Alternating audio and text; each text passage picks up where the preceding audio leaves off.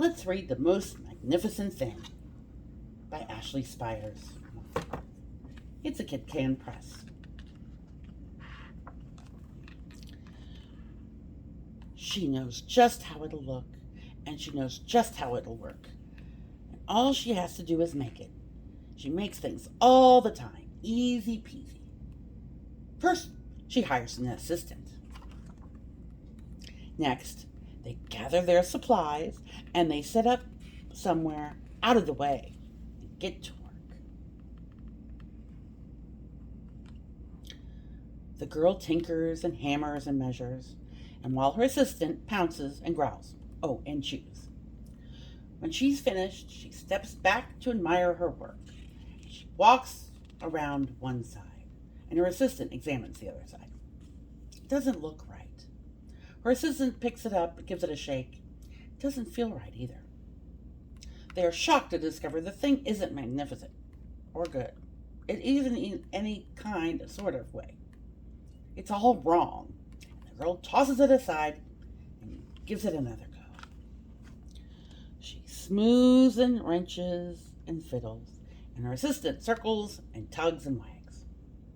When she's finished, she stands up, takes a long look at it, and her assistant gets it at a nudge with his paw.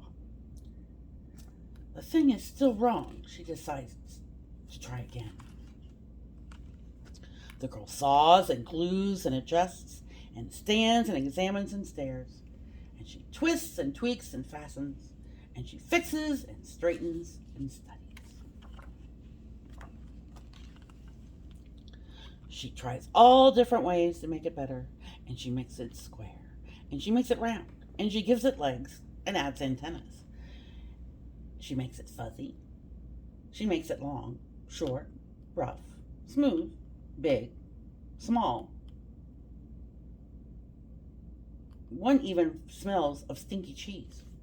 But none of them are magnificent.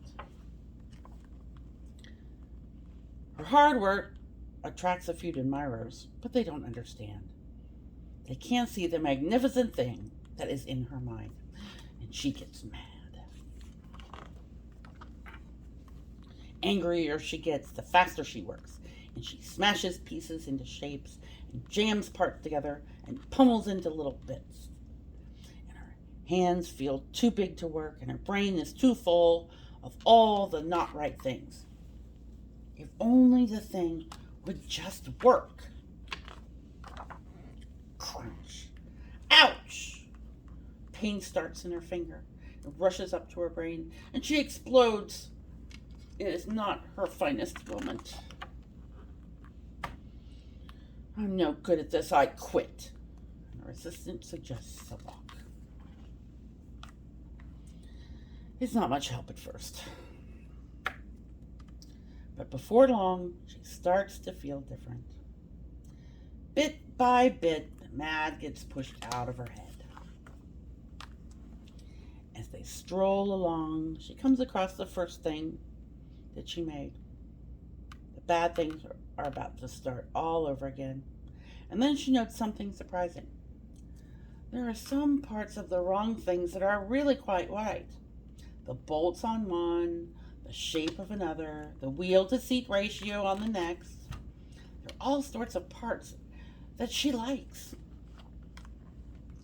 By the time she reaches the end of the trail, she finally knows how to make this thing magnificent.